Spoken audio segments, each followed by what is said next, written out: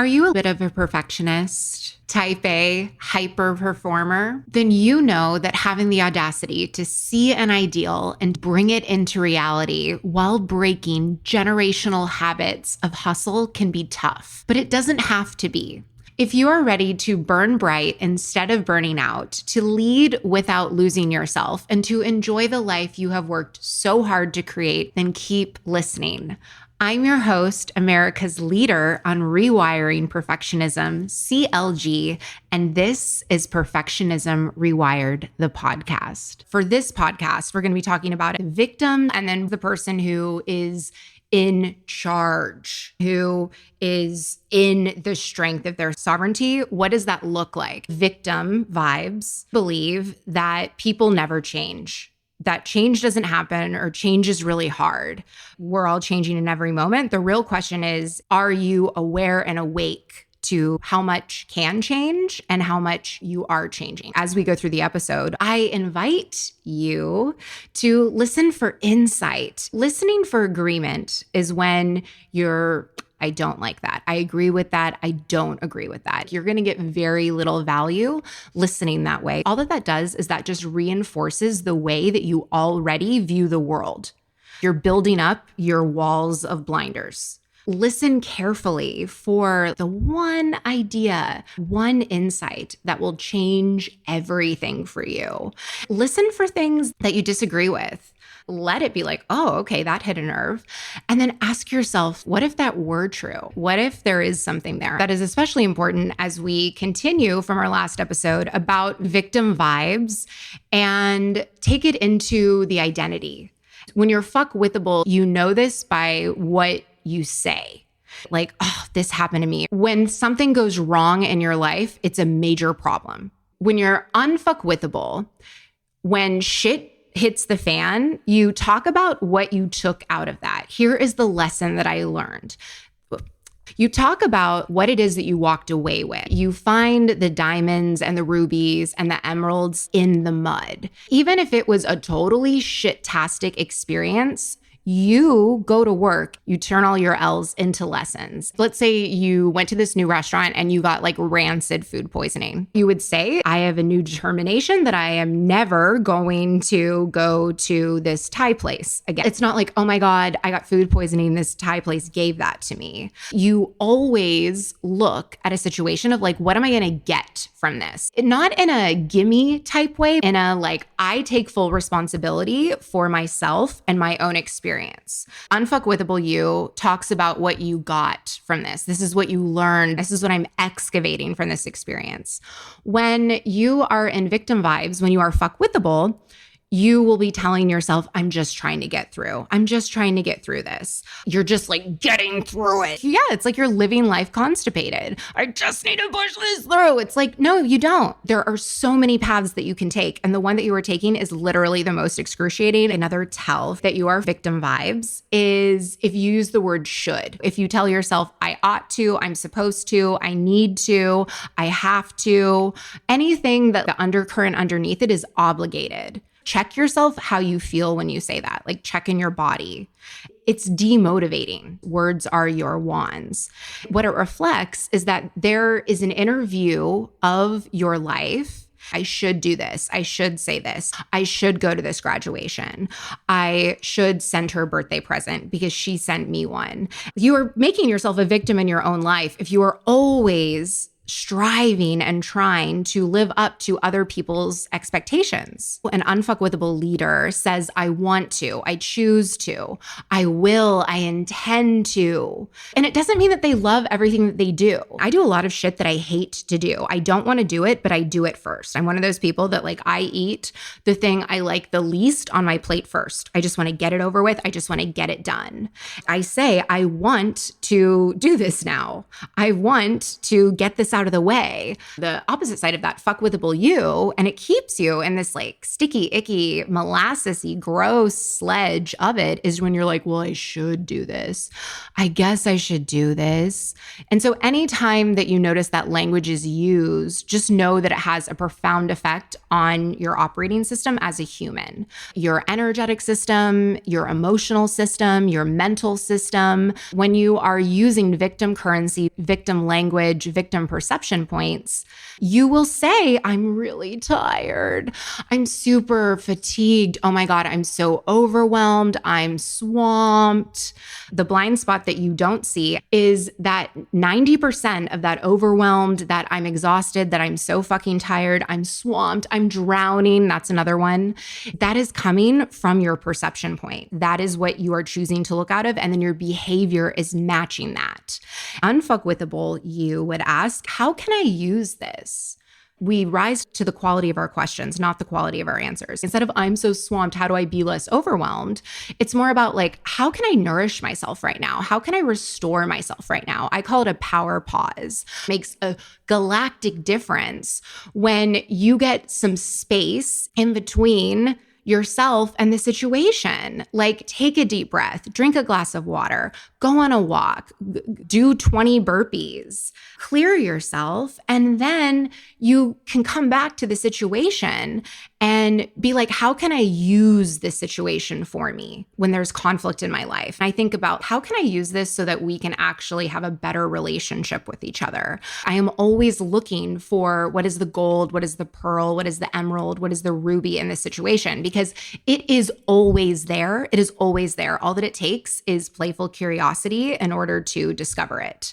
Now, the opposite of this, when you are in fuckwithable habits, when you are exuding the victim vibes, when I think about victim vibes, I almost think it's like BO, like body odor, where it's like you reek, but you can't smell it because we can't smell ourselves. So this is me like telling yourself like, honey, you need to take a shower, a long shower and a bath, and like scrub and like get underneath all those parts. A victim vibe, like victim language, how you can tell is, why does this always happen to me? Why is this happening to me? Why is everybody always picking on me? Why does the universe hate me? Unfuckwithable you, when they're faced with a problem, is like, what can I do? What am I going to do? How can I change this? What are my options here? You don't let yourself get knocked down. The victim, when there is a problem, when there is a, how the fuck did this happen? A way that you can tell if there's office place copier, you walk up and it's not working. When you are unfuckwithable, you will walk up to the copier and be like, why isn't this working? And you'll look around and maybe you'll try and fix it. You'll be like, oh, okay, do you know where the IT department is? You'll restart it. Opposite of that, fuckwithable you, the victim vibes will be like, hey, who used this last? Where's our IT department? Who's supposed to keep this up and running? Now I can't get my stuff done. And we'll like be like in a huff about it. And like the underlying question, which we covered in the last episode, it's like, who can I blame? It might seem more powerful to blame someone else when you're a child. That makes sense. This is an adult podcast. And like, y'all are all adults. You're not wearing pull-ups. Don't be looking for the blame.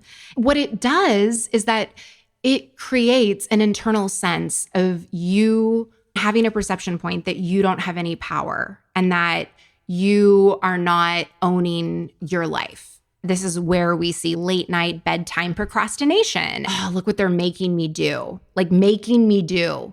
Wait, hello, you're a grown-ass adult. Everything that you do is your choice. Making yourself do anything, all that you're doing is you are making yourself miserable. It's also this like, arm's length sort of separation that I see where it's like, well, why do they always do that?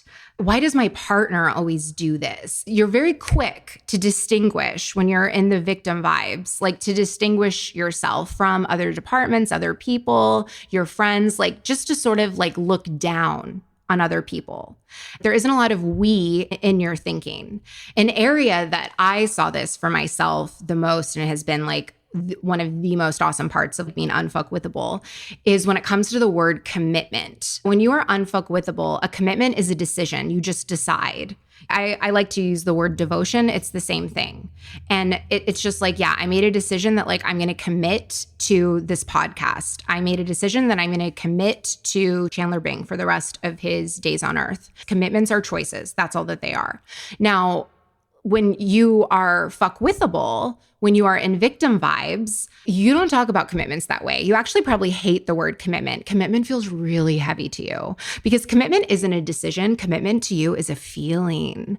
How do we know this? Your commitments will waver depending on your mood, depending on whether or not you felt like it. I used to have clients that were like this, not anymore, where they're like, yeah, I just don't really feel like doing this. And it wasn't because they got surgery. It was just like their mood. And there was no like internal playful curiosity done to be like, well, how can I get myself in the fucking mood? We do that for other things. We do that for our children. We do that for our pets. We do that for people that we love. It's like, okay, I'm not in the mood to pick my dad up from the airport, but I committed to him that I would give him a ride. So I'm going to do that. That's my own free will. So like if I really didn't feel like doing it, I would arrange a car service for him and I would let him know. And then as being unfuckwithable in that queen ownership mentality, I would own that choice. And I would also own that if my father was not pleased with that because he was really looking for our car ride home, I would be okay navigating that conversation with him. When you are in the fuckwithable vibes, all of these are tells, but you'll be telling yourself like, I'm not feeling as committed to my business as I used to feel. I'm not feeling as committed to my goals. I'm not really feeling as committed to XYZ as I used to be. Your commitments will be entirely dependent upon your feelings and they will come in and out like the waves, but like that is not the way that it works. Maybe that's the way that it works for you, but it's just like, it would be like, I'm trying to think of an analogy off the top of my head right now. It would be like if you used your elbows to type. You can do that. And I'm sure there are some people that use their elbows to type because they do not have fingers. Like all they have are elbows. And this, I am all for accessibility. But what I'm talking about is like, you are a fully able-bodied human and like you are just choosing to type with your elbows. That's what it's like when you are in victim vibes and you are using feelings for your commitments. Unfuckwithable, you don't need a reason to be happy. It's why I love it so much. It's that like you can feel however you want to feel. It doesn't matter what season. It doesn't matter. You can grow in any weather. But when you are in victim vibes, it is entirely conditional. Joy, pleasure, relaxation, peace, satisfaction depends on the people, places, and events in your life. It always comes from things outside of you, things that are beyond your control. It has to do with the money that you have or you might not have, the promotion that you have or you might not have, the body that you have or you might not have, the homes that you have or you might not have. And it's just, when you are unfuckwithable, it's an inside job. You get high on your own supply. You don't try and get anything from anyone. Are you tired of being in a robotic relationship with success, with zero meaning or joy during the process, where your victories feel anticlimactic? If you're nodding your head yes, listen closely because I might have the solution you've been searching for. My Perfectionism Rewired Accelerator, a 6-week, highly individualized one-on-one coaching experience designed exclusively for perfectionists like you. Your perfectionism is actually your greatest asset, and leveraging it can be hard work or take years of guesswork. That's why in Perfectionism Rewired Accelerator, I give you my key frameworks to taking charge of your Ferrari drive, proven to work even for the most type A, high-strung, stubborn perfectionists. In the first 30 days, you will cut your burnout in half, increase your professional fulfillment by at least 150%, and your self-compassion will go up at least 250%. And that is just your first 30 days. So if you want to save yourself years of trial and error, go to CourtneyLoveGavin.com/accelerator today. Or if you want to take the easy way, just click the link in the show notes to check out the Perfectionism Rewired Accelerator. It is such a differentiated orientation for you to take as a leader. And it's a really, really powerful perception point for you to be in, especially as a leader when there are problems. You automatically are like, okay, I'm the problem, meaning that I'm the problem and I'm the solution. I know I said this on a recent episode.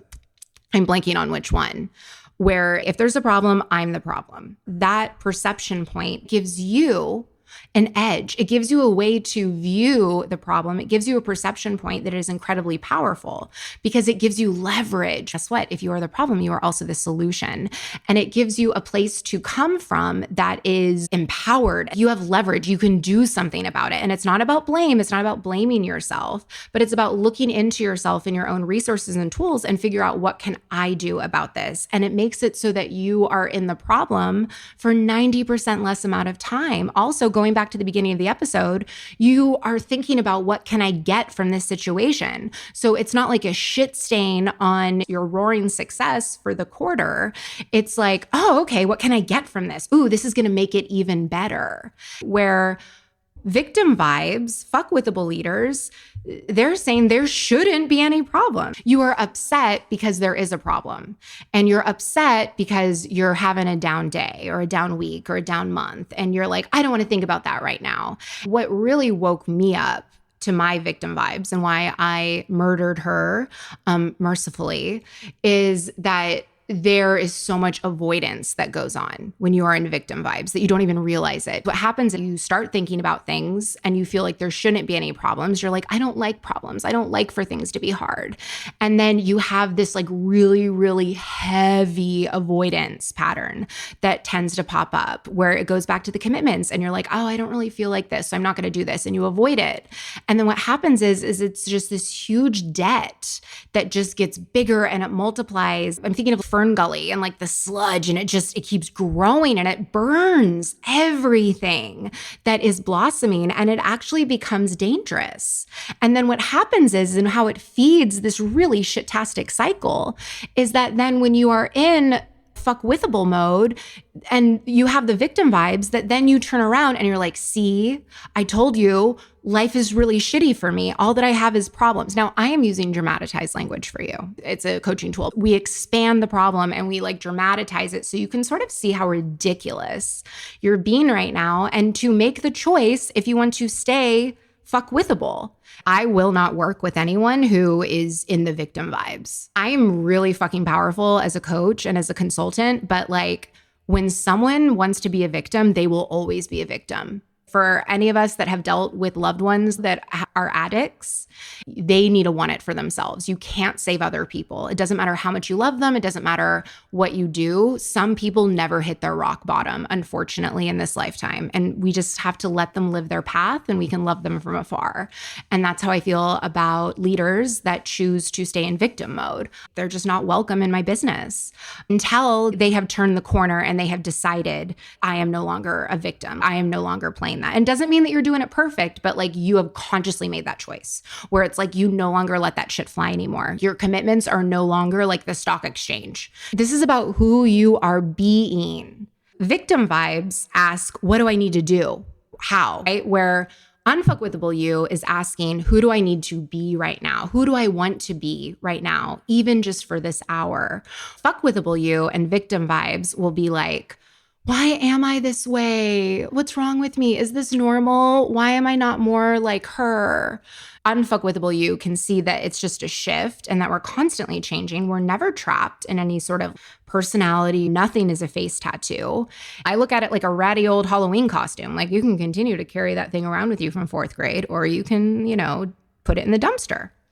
Fuckwithable you will say, this is just the way that I am. I'm not good at being consistent. I'm lazy. I'm disorganized. I'm shy. I get embarrassed easily. I'm not good at this, which is not true. It's just because you're telling yourself that. When you are deep in your fuckwithable phase, you will say, I would do this, but this needs to happen first. The unfuckwithableness happens at a level of the shit that you do. And that's why it's not sustainable. I don't work at that level. I don't do service level shit. I remember I had a boss a long time ago that was like, you can't teach someone to care. we were talking about hiring people. If someone's skill set might not be there, that's okay. Because if you can get someone where like their modus operandi is that like they actually give a fuck and that they care, that is going to end up being the better employee and the investment for your business. Someone with an awesome skill set, you can't teach them to like give a shit. We've all worked with C-suite people where it's like they've been to all the trainings and they're still a fucking dickhead. The last thing I want to talk about is drowning, major victim word. Another thing that you can say is swamped. You're not an alligator. You don't live in a swamp. Are you drowning? Think about like those words that you're saying to yourself, especially your unconscious that has no sense of humor when you're saying you're drowning. Like, of course, they're going to be freaking out and they're really scared. I don't care how busy you are. It is one interpretation of a situation and it is utterly unuseful. You can be busy. I like to use the word full. My life is exquisite and there is so many things that I can choose from to do. Like it's never boring around here. There is always something to take care of or something to do. And I also know that like I can only do one thing at a time. Because I know that, I stay focused on one thing at a time. Because I know that if I look at everything, I'm not going to get anything done. I'm going to be way less efficient. When you are fuckwithable and you are in victim vibes, you just look at your list and you're like, I don't know how I'm going to do it. You're always looking at the list. You're thinking about how buried you are. You're like, there's no way I can do all of this. And then you go out and then you talk to other people about it. You complain about it. You get frustrated when those problems show up. The list gets longer. And then maybe you got a few things done, but you didn't even do like the most important thing because you were avoiding that. What do we do when we're fuckwithable and we're in victim vibes? We avoid things. And then you get home and you're like, oh my God, I didn't even do the important thing. Now my night's ruined. Versus when you are unfuckwithable, you're just like, everything that needs to get done will get done. I know at the end of the day, I'm finished, I'm complete, and that what I got done was the meaningful work that I was meant to get done. The list doesn't like drag on and on and on together because it's a tool. And if it's not helpful, then drop it like it's hot. My last little pet peeve, I will say personally, and for all of you to think about, and this is less about the word, but more about the energetic, is the word try. I'll try and do that. It's like, no, make a commitment. It's one thing to say like, trying, meaning you're playing with it, you're experimenting, you're figuring this out. Like, oh, I'm trying this new move in bed. But like trying, it's so passive and it's so non-committal and it's so wishy-washy. Like when you are unfuckwithable, you speak with clarity because you're not afraid to be quote unquote wrong. You'll also say like, no, I'm not gonna be able to do that. Or I'll get this back to you at this time. And you're very definite. Even if that means that you miss deadlines, you're very clear. Clear is kind. You have a fundamental choice. And that choice is that you can choose your response to any situation. Reacting is for fuckwithable victim vibes. Every choice is a vote. Everything is a decision of either I am rerouting old neural pathways and I am strengthening my victim vibes. I am strengthening fuckwithable me. Or I am building new ones and I am creating unfuckwithable me. And in the beginning, like any new regimen or any new road that you're going down, there are growing pains and that's just part of it. But you're not focused on the immediate gratification, but like your vision and where it is that you are going. That is what the unfuckwithable movement is all about. And it's way more fun this way. It's way more enjoyable. And it's also just like way more effective. I invite you to look at all of this, see where you're at. And if you're like, CLG, you're speaking my language. I have a brand new website with new ways that you can work with me. 2 things I'm better at than anyone else on earth is that I can see things that no one else can see. And I say the things that no one else is brave enough to say. If you're the type of person that feels that you don't need a coach, perfect. That's what I'm here for. Because, the higher that you rise, the more so that you really need people around you that aren't just like yes people and that are willing to challenge the way that you think because they can see things that you can't and they actually care about you and your vision. And that's what I'm here for. So if you're into that, there is a link in the show notes. Bye.